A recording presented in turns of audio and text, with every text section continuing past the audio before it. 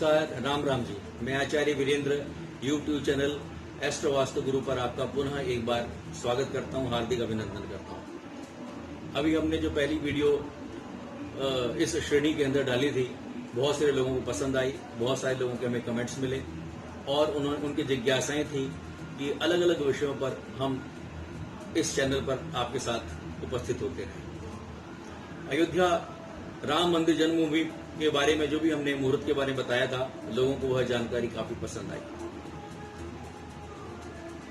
मेरी आपसे प्रार्थना है कि इस चैनल में जो भी दिखाया जाए उसको आप प्रारंभ से लेकर के और अंत तक जरूर देखें, छोड़े ना किसी भी अंश को। और जब आपको ये चैनल पसंद आता है, इसमें दी गई जानकारी आपको अच्छी लगती है, तो इसको लाइक करें, सब्सक्राइब करें और इसको शेयर भी करें। आज जिस विषय पर हम लोग चर्चा करने जा रहे हैं वो एक ऐसे व्यक्ति के बारे में है जो भारत सरकार के एक उच्च पद पर आसीन है। देश को उनसे बहुत सारी आशाएं हैं। उनके बारे में लोग मानते हैं कि वह वास्तव में एक लौह पुरुष हैं, एक ऐसा व्यक्तित्व जो इस राष्ट्र की सुरक्षा के लिए हमेशा प्रतिबद्ध रहता है। आप बिल्कुल सही समझ रहे होंगे, हम बात कर रहे हैं हमारे गृह मंत्री श्री अमित शाह जी। उनके स्वास्थ्य को लेकर के बहुत सारी इस समय अटकलें हैं। मीडिया के माध्यम से बहुत सारी जानकारियां आ रही हैं। लोग आपस में जिस प्रकार से बात करते हैं, चिंता व्यक्त करते हैं उनके स्वास्थ्य को लेकर के, क्योंकि वास्तव में देश की सुरक्षा व्यवस्था को लेकर के जो भी हमारी पुलिस डिपार्टमेंट है, उस सारे डिपार्टमेंट के वो हेड हैं और देश की सुरक्षा को लेकर के और दिल्ली में जिस प्रकार से उन्होंने कार्य किया है वह वास्तव में विशेष योगदान देने वाला है। अमित शाह जी का जन्म 22 अक्टूबर 1964 को गुरुवार का दिन था। सुबह 5:25 मुंबई का जन्म है। काफी लोगों की जिज्ञासा है उनके स्वास्थ्य को लेकर के, क्योंकि एक ऐसा व्यक्तित्व जो इस देश की सुरक्षा के लिए हमेशा आगे रहते हैं, चिंता करते हैं, वह स्वस्थ रहें, ऐसी सब लोग कामना करते हैं, प्रार्थना करते हैं। किंतु जो एक अलग विषय है, ज्योतिष, ग्रह क्या कहते हैं। अमित शाह जी का जो जन्म हुआ उस समय उनकी मेष राशि है और कन्या लग्न, यह उनकी कुंडली है। अगर हम देखें, ग्रह स्पष्ट को देखते हैं तो सूर्य 5 अंश का है, मंगल 28 अंश का है, बृहस्पति 0 डिग्री का है, वक्री है, शनि 5 अंश का है और राहु 1 डिग्री है। राहु और केतु 1 डिग्री है। अगर हम ग्रह स्पष्ट का आकलन करते हैं तो स्वास्थ्य के बारे में अगर थोड़ा सा देखें, सूर्य 5 अंश का होने से उनके स्वास्थ्य की ओर इंगित करता है, जिसमें पेट से संबंधित रोग, बृहस्पति 0 डिग्री का होने से, 0 अंश का होने से, 0 अंश का होने से हृदय से संबंधित रोग, श्वास से संबंधित रोग। शुक्र 25 अंश का है, जिसके कारण से शुगर, डायबिटिक, मूत्र से संबंधित रोग, पेशाब से संबंधित पथरी हो सकती है, लीवर या किडनी की समस्या।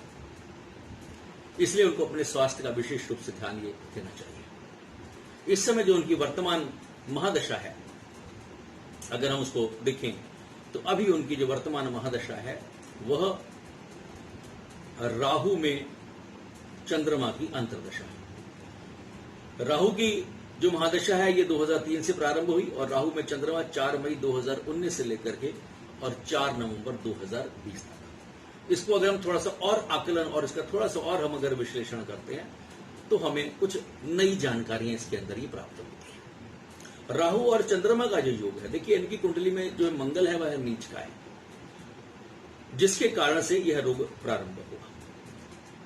जो व्यक्ति सबके स्वास्थ्य को लेकर के सचेत था, लेकिन जिस प्रकार से ग्रहों का उनके जीवन पर प्रभाव आया, वह स्वयं इस रोग से ग्रस्त हो गए। उनकी कोरोना की जो रिपोर्ट थी वह पॉजिटिव आई। 7 जुलाई 2020 ये वो दिन है जिसके बाद से उनको ये स्वास्थ्य से संबंधित जो परेशानियां थी, जो समस्याएं थी, ये इनको आनी शुरू हुई है। राहु में चंद्रमा और चंद्रमा में शुक्र 7 अक्टूबर 2020। अभी हम अगस्त में हैं और स्वास्थ्य की अगर चिंता रहेगी तो ये 7 अक्टूबर तक का समय उनका है। तब तक ये पूर्ण रूप से स्वस्थ होकर के वापस आएंगे।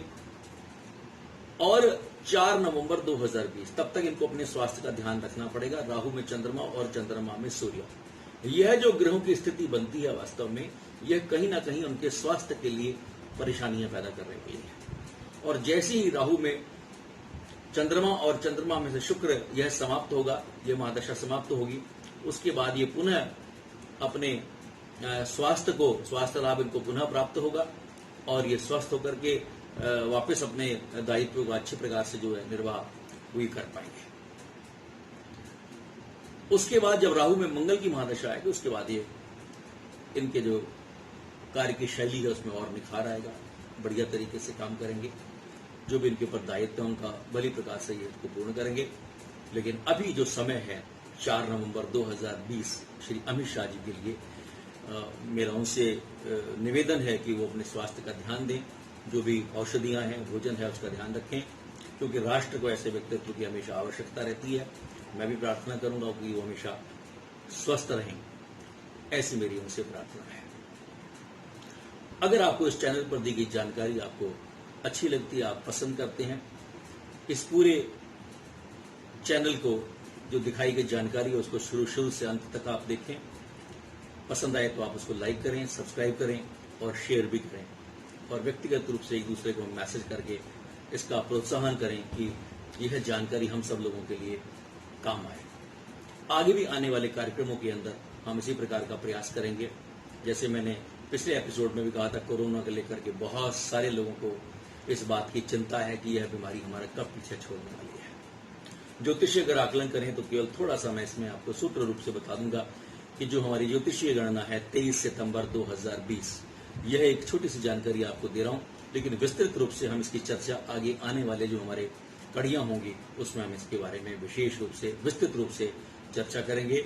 और इसके अलावा और अन्य कई सारे विशेष, अगला जो मेरा एपिसोड होगा वह बड़ा महत्वपूर्ण है, उसको आप बिल्कुल भी मिस ना करें, ध्यान से देखिएगा। और मैं जो बात करने वाला हूं दिल्ली के मुख्यमंत्री श्री अरविंद केजरीवाल जी, उनका भविष्य अब क्या रहने वाला है, कोरोना के बाद दिल्ली की जनता उनके बारे में क्या सोचती है, ग्रह क्या कहते हैं, उसके अनुसार उनके आगे का भविष्य क्या तय होने वाला है, ये बड़ा महत्वपूर्ण विषय है। इसलिए आप सब इस अगली वाली कड़ी को बहुत ध्यान से देखें, सुनें, और आपको अवश्य वह गणना जो है वो पसंद आएगी और निश्चित रूप से वह खरी भविष्यवाणी सिद्ध होगी। एक बात और मैं कह देना चाहता हूं, इस श्रृंखला के माध्यम से मुझे अपने आप को सर्वश्रेष्ठ घोषित करवाना है, या मैं बहुत अच्छा ज्योतिषी हूं, या मेरी भविष्यवाणी हमेशा सटीक होती है, ऐसा नहीं है। इस चैनल के माध्यम से ज्योतिष को हम जनमानस तक पहुंचा पाएं, ऐसी जानकारियां हम लोगों तक दे पाएं, यही इस चैनल का मुख्य उद्देश्य है।